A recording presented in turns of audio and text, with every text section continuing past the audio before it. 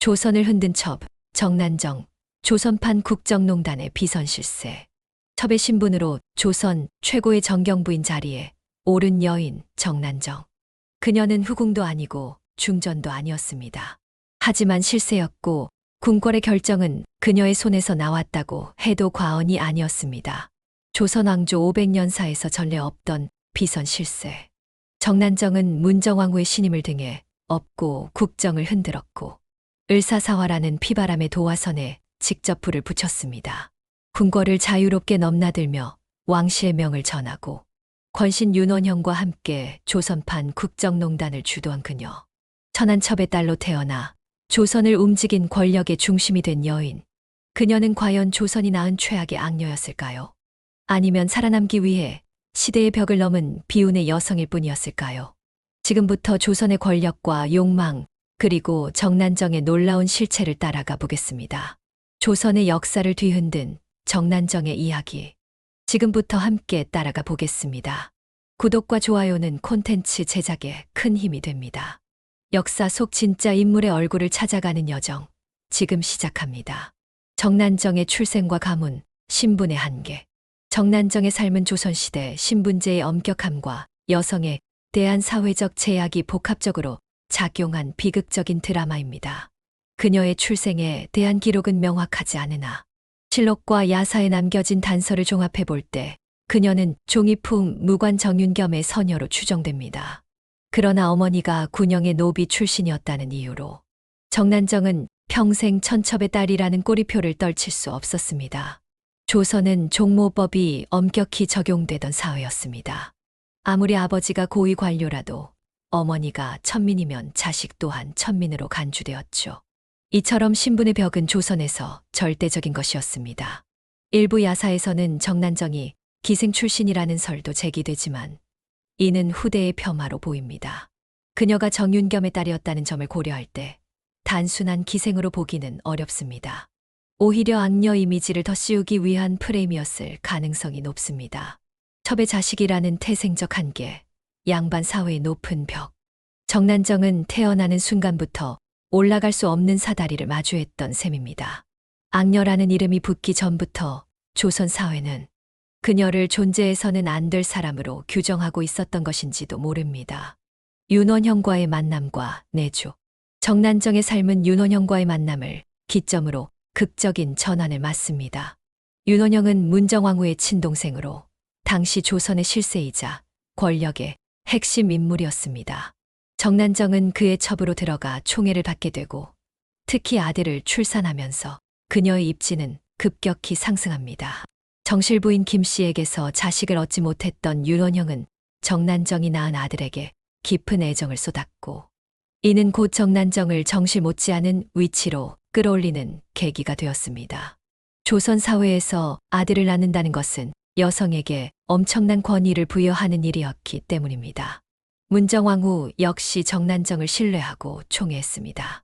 정치적 감각이 뛰어나고 동생에게 아들을 안겨준 인물이었기에 그녀를 단순한 첩 이상으로 평가했습니다. 정난정은 문정왕후의 뜻을 대신 전하며 궁궐을 자유롭게 드나드는 몇 안 되는 여성 인사로 활약합니다. 이러한 특권은 단순한 총애로 설명하기 어렵습니다. 정난정은 권력의 흐름을 읽고 조율하며 문정왕후와 윤원형을 이어주는 실질적인 비선이자 조정의 밀사 역할까지 수행했던 정치 브로커였습니다. 그녀는 단순히 권력자에 기대어 존재하는 여인이 아니라 스스로 권력의 일부가 된 인물이었습니다. 을사사화의 도화선, 밀지 사건 이야기.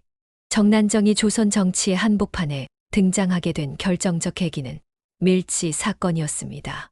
1545년 명종이 즉위한 직후 조정은 대윤과 소윤의 극심한 갈등으로 요동쳤습니다.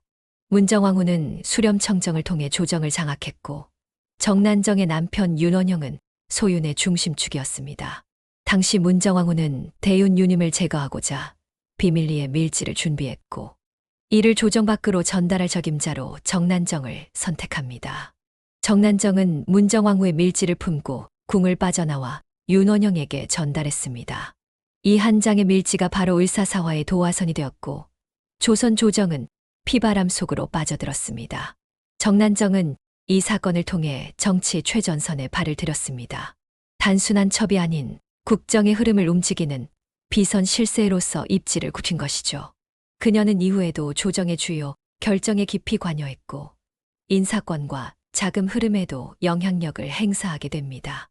밀지를 전달한 행위 하나로 정난정은 여성 정치 브로커로 불리며 문정왕후의 최측근으로서 막강한 실권을 행사했습니다. 첩의 신분을 넘어 국정을 흔드는 데까지 나아간 여인의 등장은 조선에서 전례 없는 사건이었습니다.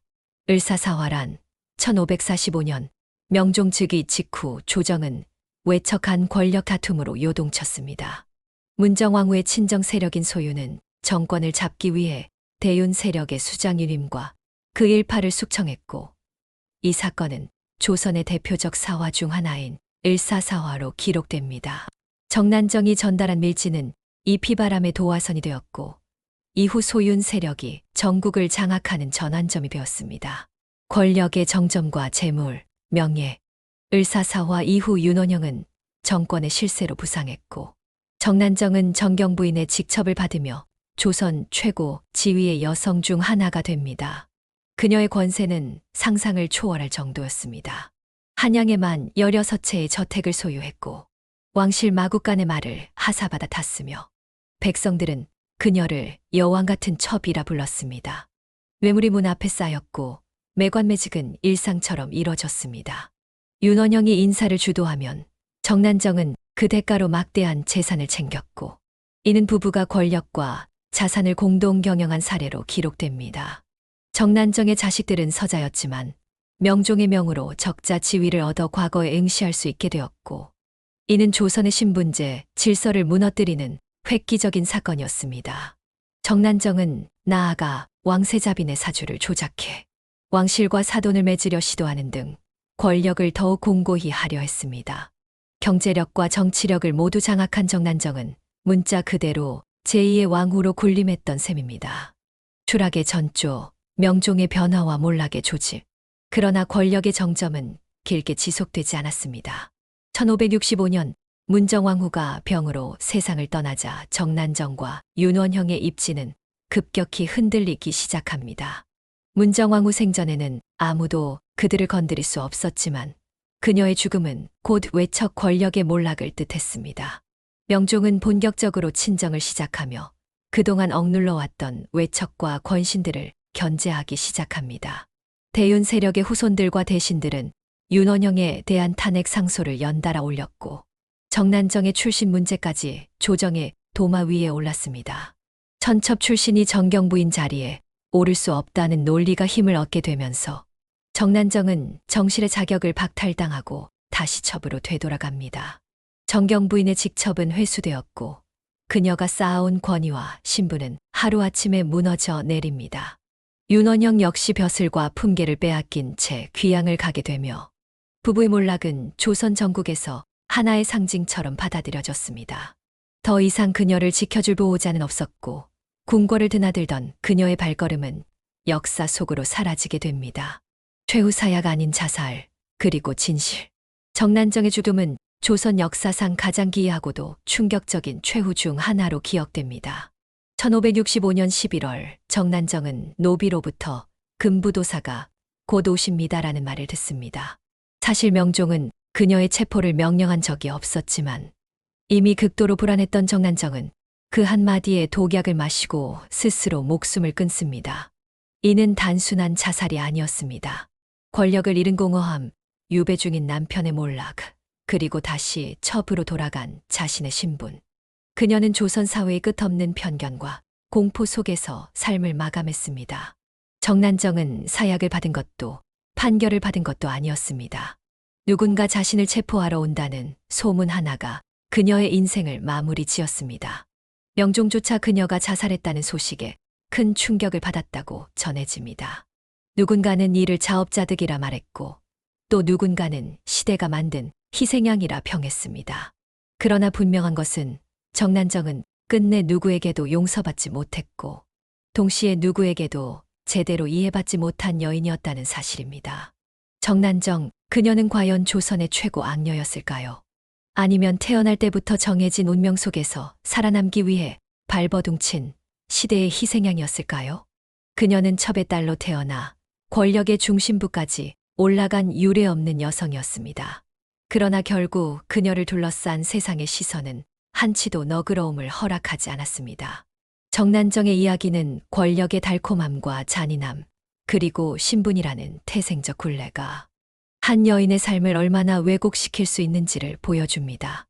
그녀를 악녀라 부르기 전에 우리는 과연 그녀를 제대로 알고 있었을까요? 이 영상이 유익하셨다면 구독과 좋아요로 함께 해주세요. 역사 속 인물들의 진짜 얼굴을 찾아가는 여정 계속됩니다.